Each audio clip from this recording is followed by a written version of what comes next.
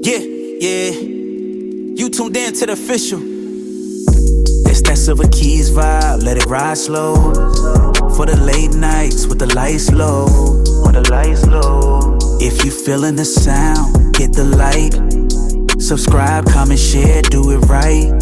Do it right. Keep it locked for the soul. Welcome back. I'm talking about the mud flood theory. It's cool. Did somebody hit the reset button on this? Tap in. The eyes are useless when the mind is blind.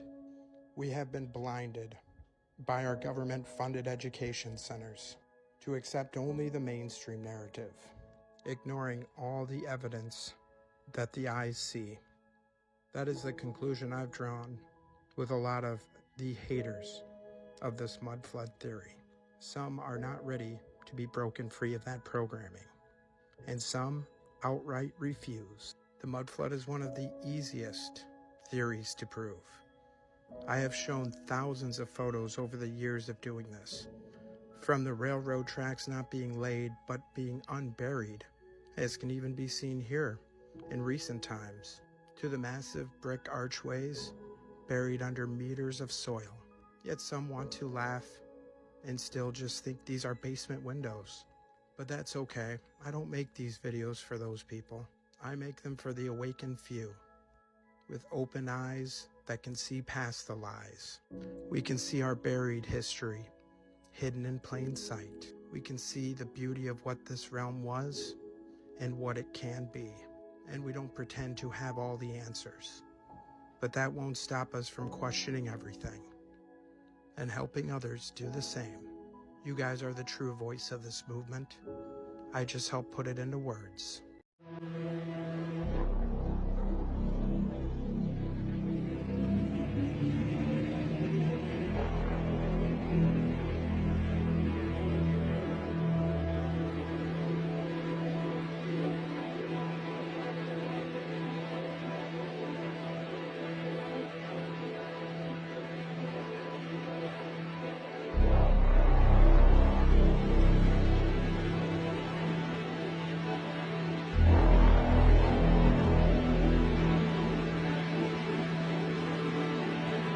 Early accounts of San Francisco describe something unusual. The bay was packed with ships, hundreds of them, pressed together, grounded, and embedded deep in thick mud. Many were already decaying, their hulls rotted beyond recovery, impossible to move or salvage. The official explanation says these ships were abandoned during the gold rush, when crews supposedly left en masse to search for gold. But that explanation raises questions. Ships were among the most valuable assets of their time. Captains rarely abandoned them. Owners rarely wrote them off. And mud does not build up around hulls overnight. Some accounts describe these vessels as having sat long enough to become part of the shoreline itself. At the same time, observers noted something else. As populations surged into the area, many buildings were already standing. Streets and structures appeared faster than normal construction timelines would allow, with mud still pooled around foundations and roadways. These details are usually explained separately, but taken together they suggest another possibility. What if San Francisco wasn't built from nothing, but reoccupied? A large-scale event could explain ships trapped and buried, populations displaced, and structures left behind. After such an event, recovery would look like sudden growth. History would look accelerated. The question isn't whether a reset happened, it's whether stories like this are evidence of recovery, not discovery. Comment reset if this feels like something we came back from. Y'all tracking? Let me know what y'all think about it.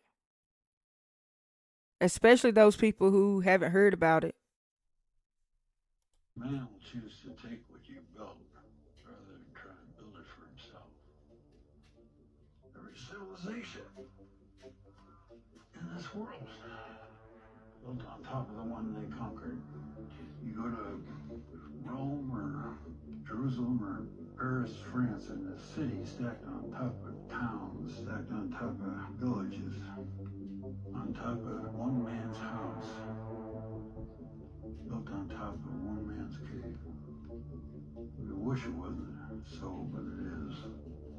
Your enemies got to be so terrified that their fear is greater than their greed.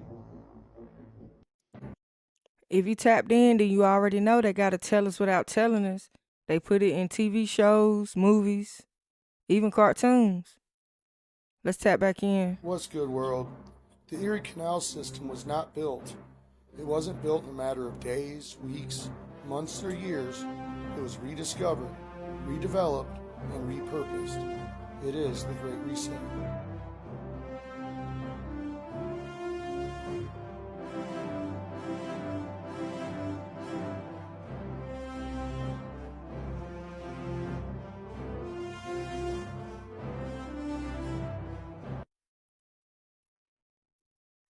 Y'all think somebody hit the reset button on us?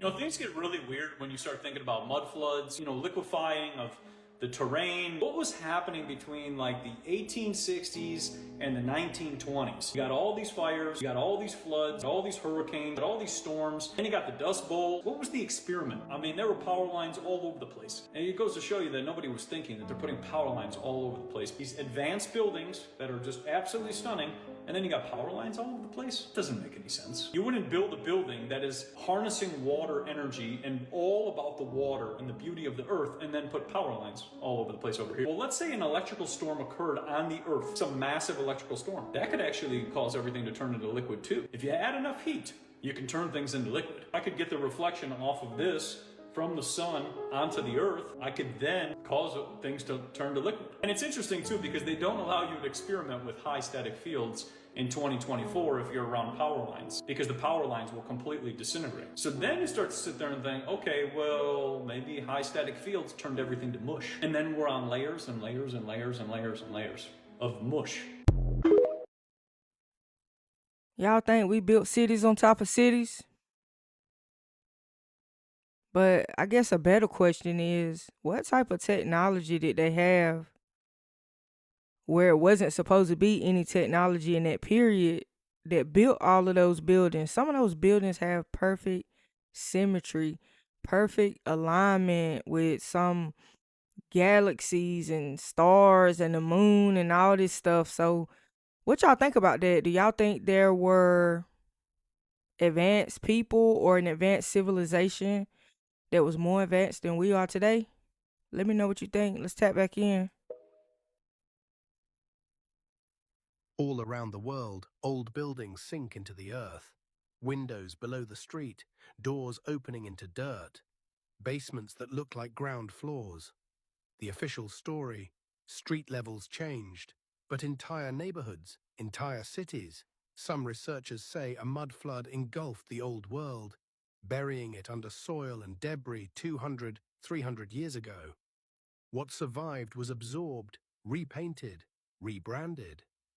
A great disaster, followed by a greater silence. And then, the reset. History rewritten. Old buildings claimed as new. Technologies reintroduced under different names. Even the world wars, some argue, were part of erasing the last traces of Tartaria. Cities bombed, monuments toppled, ornate districts replaced with concrete and steel. Remove the buildings and you remove the proof. Remove the proof and people stop asking questions. We here to ask questions, but like I always tell y'all, do your own research. Do your own research, but don't be surprised if you find that everything you have been taught is not the truth. Let's tap back in. But it's another panorama from the 1870s, showing a city almost devoid of people. No horses, no carts. Pretty much nothing. And people run right to Wikipedia and they say, well, it's because of the exposure time. Well, this is another panorama from the 1870s. And let's take a look here. You can clearly see horses now, even though they are blurred. We can see them. Here's one from Gibraltar. When you look, you can see a lonely little pony. Possibly a man there. But where is everybody else? Here's another one from San Francisco. We see plenty of ships and buildings, but we don't see any people. And if we zoom in, we don't even see any horses or the blur of a person. And here's another one. Oh, some awfully strange decor. What is this thing here? That's pretty weird. What the hell is that? I don't know.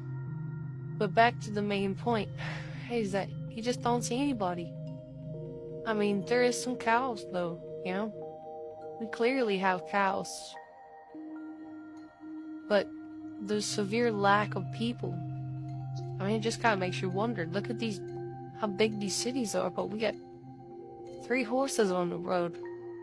I mean, what is going on here?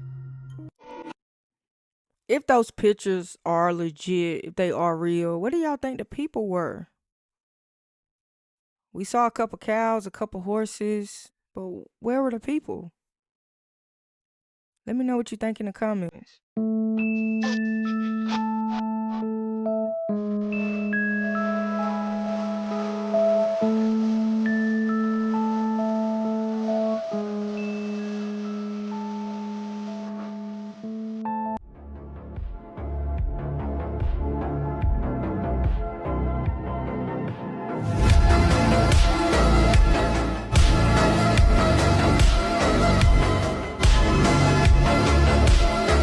Greatest story never told, the mud flood reset. This is part 2.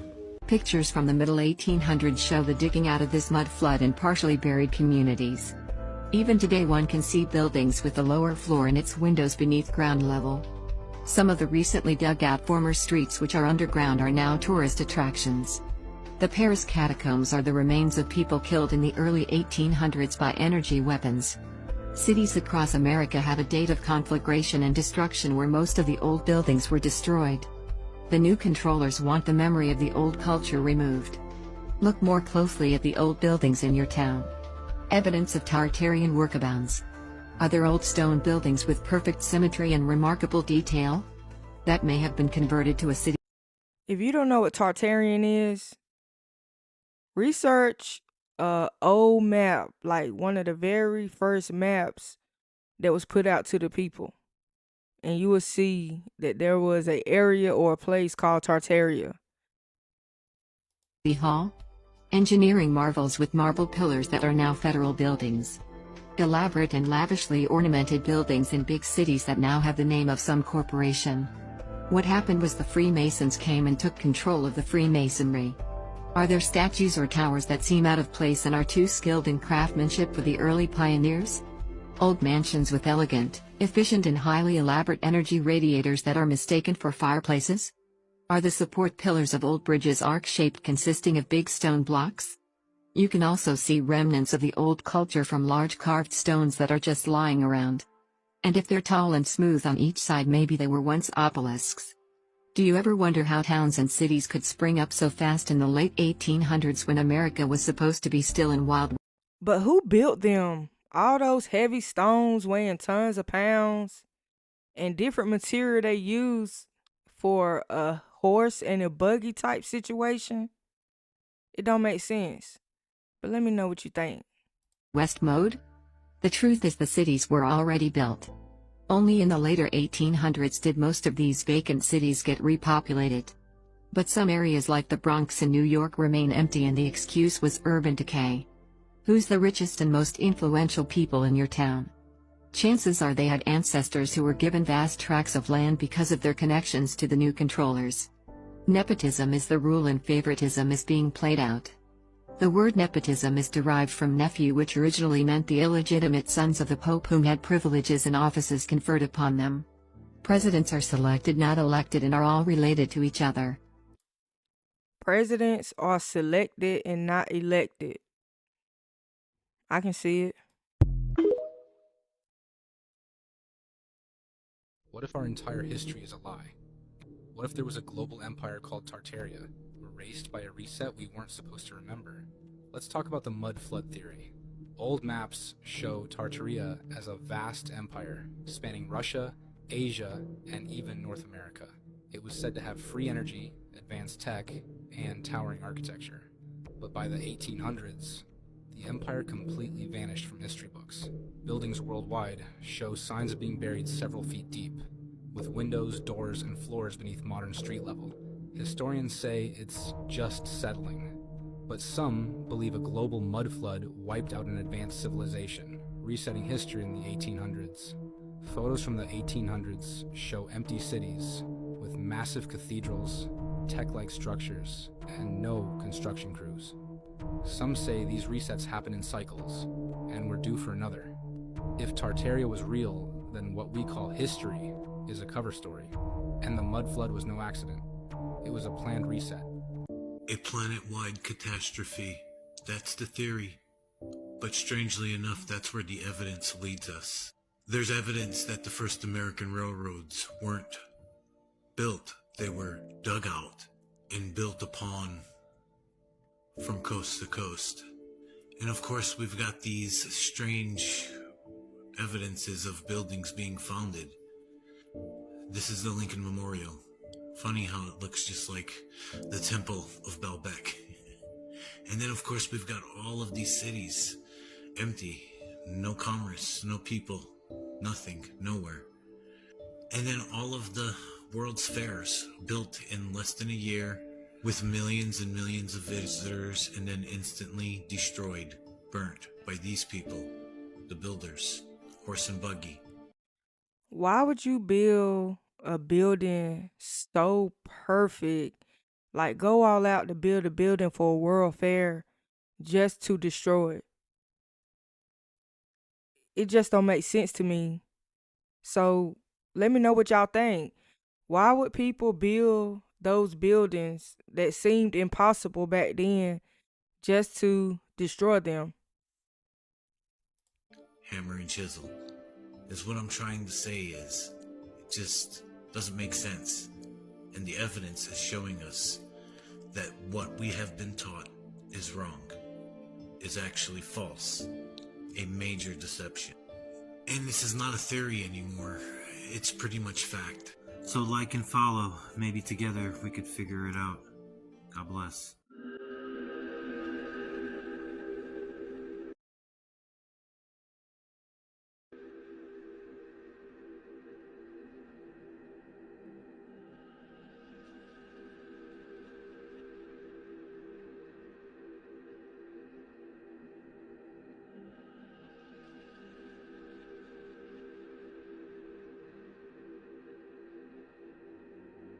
Look closely at this photo from 1813.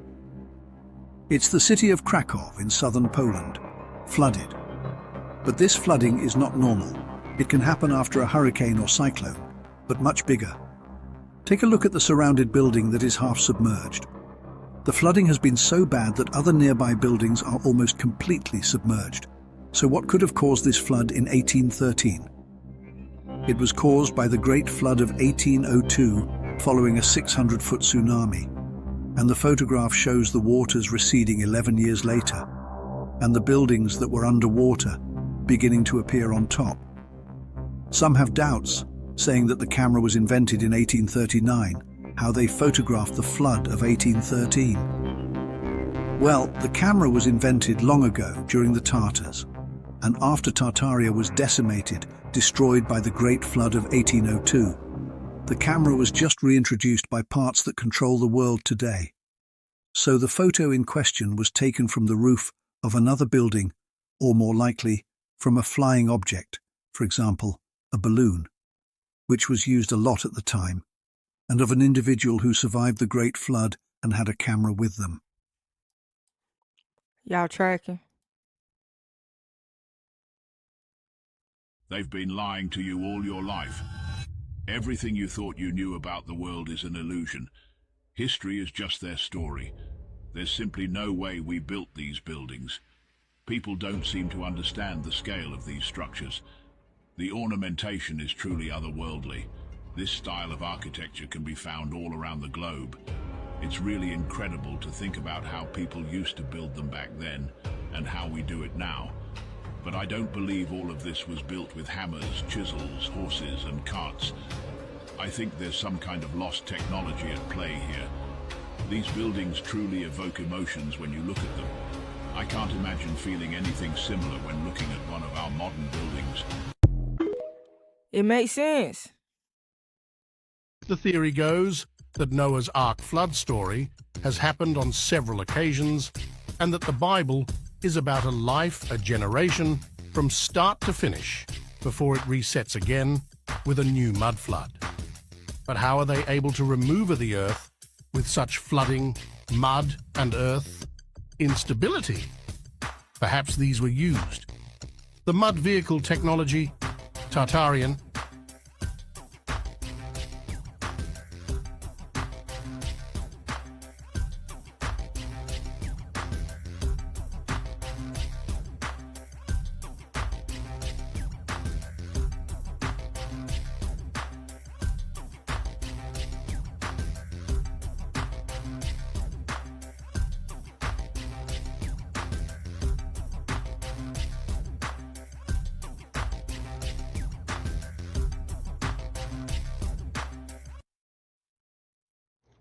This is a selection of my collection of the mud flood. They say a picture's worth 1,000 words. Well, I'll shut up in this video and let them speak. Enjoy. Question everything, friends.